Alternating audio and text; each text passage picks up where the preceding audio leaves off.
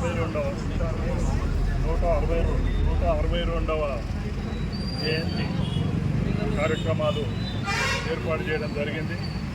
చాలా అభినందనీయం. ఎందుకంటే అప్పుడే ఈ యువజన సంఘం వివేకానంద యువజన సంఘం గజ్వేల్లో 2004 స్థాపించి అప్పటి నుంచి ఎన్నో యువత కొరకు అప్పటి ఉమ్మడి జిల్లాలో ఈ సిద్దిపేట డివిజన్లో ఎన్నో కార్యక్రమాలు కూడా వారి సంఘం తరఫున చేయడం జరిగింది.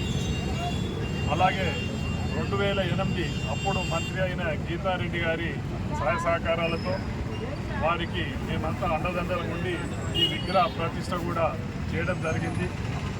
అప్పటి నుంచి మొదలుకొని ఇప్పటిదాకా కూడా నరసింహుల నాయకత్వంలో యువజన సంఘం ఆధ్వర్యంలో వాళ్ళ సభ్యుల సహకారంతో పుర ప్రముఖుల సహకారంతో ఎన్నో కార్యక్రమాలు యువతకు పనికొచ్చేది ఈరోజు చైతన్యపరిచే విధంగా గ్రామాన కూడా వారు తీసుకుపోవడం జరుగుతుంది.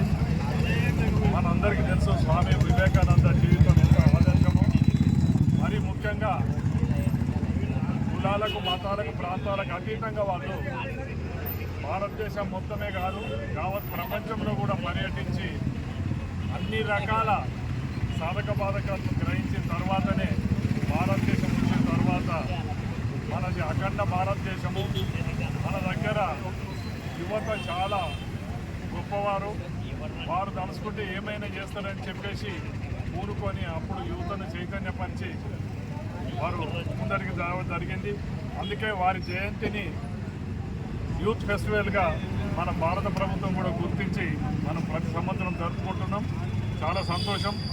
ఈ యువకులంతా కూడా ఏదైతే వివేకానంద స్వామి వాళ్ళ ఆశయాలను స్ఫూర్తిగా తీసుకొని వాటిని ఆచరించుకుంటూ ముందరికి తీసుకుపోయి రాబోయే తరాలకు కూడా స్ఫూర్తి నింపి ఈ అఖండ భారతదేశం యొక్క గొప్పతనము యావత్ ప్రపంచంలో చాటే విధంగా ప్రతి ఒక్క యువత వారి పురస్కంధాల మీద వివేకానంద ఆశయాలు వేసుకొని ముందరికి జరగాలని కోరుకుంటూ